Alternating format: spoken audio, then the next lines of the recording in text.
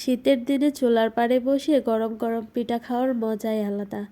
আসসালামু আলাইকুম ভিউয়ার্স, কেমন আছেন সবাই? আলহামদুলিল্লাহ, আমরাও অনেক অনেক ভালো আছি।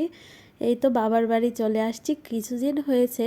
তো আপনাদের সাথে তেমন কোনো বড় ভিডিও আপলোড করা হচ্ছে না, শেয়ারও করতে পারছি না কোনো কিছু, কারণ আমি ঘুম থেকে উঠেই দেখি আমার রান্নাবান্না শেষ করে ফেলে। স্বামীর সংসারে সব কাজ করতেই ভালো লাগে, আর বাবার বাড়িতে এলেই আলসেমি শুরু হয়।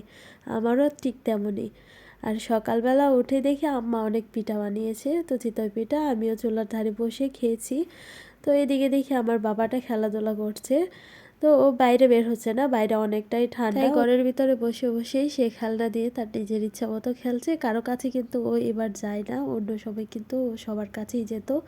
আর এই যে দুপুরবেলা ওকে নিয়ে একটু বাইরে বের হয়েছে, সাথে আমার বোনও ছিল, দুই বোন মিলে একটু বের হয়েছিলাম আর কি। ঢাকার তুলনায় বাড়িতে কিন্তু অনেকটাই শীত, আর এই শীত আর ঠান্ডার জন্যই আমি বাইরে তেমন বের হচ্ছি না। আমার ছেলেটা তো আজকে অনেকদিন পরে বাইরে বের হয়ে সে অনেক খুশি, তার ভাইয়ের সাথে দুষ্টুমি করছে, মানে আমার ছোট বোনের ছেলের সাথে অনেক দুষ্টুমি করছে। বাসায় সারাদিন একা একা আমার সাথে থাকে তো, আর ওর সাথে যদি কোনো বাচ্চাকে খেলতে দেখে বা ও কোনো বাচ্চাকে দেখলে অনেকটা খুশি হয় আর কি, তাদের সাথে খেলতে চায়, অনেকটাই দুষ্টুমি করে তাদের সাথে। আমাদের কিন্তু ঘোরাঘুরি শেষ, বাড়িতে চলে যাচ্ছি।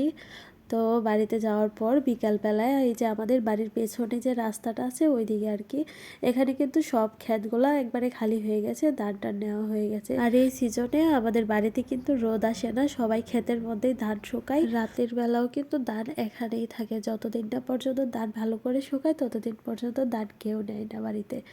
আর এই যে পিচ্ছিগুলো কিন্তু এখানে খেলা করছিল।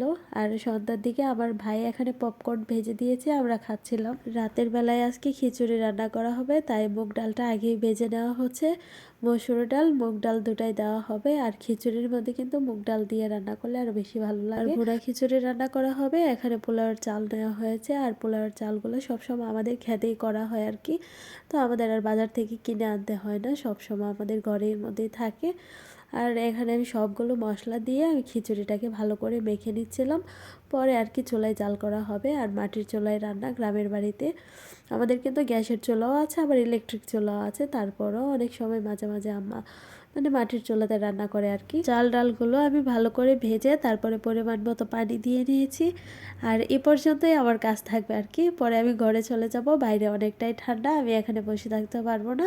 তো আমি চলে গিয়েছিলাম, বাকি কাজটা আমার ভাই করেছে, মানে আমার ভাই সব কাজেই সাহায্য করে আমার আম্মাকে, আর আমরা যতটুকু পারি করি আর কি, বাচ্চা নিয়ে ততটা পারা যায় না। আর আজকের খিচুড়িটা অনেক মজা হয়েছিল, এতটা ঝরঝরে হয়েছে ভুনা খিচুড়ি, আর খেতেও কিন্তু বেশ ভালো হয়েছে। আমি আগেই একটু তাড়াতাড়ি করে খেয়ে দেখছিলাম আর কি কেমন হয়েছে। আজকের ভিডিওটি এ পর্যন্তই, ভালো লাগলে পাশে থাকবেন। আল্লাহ হাফেজ।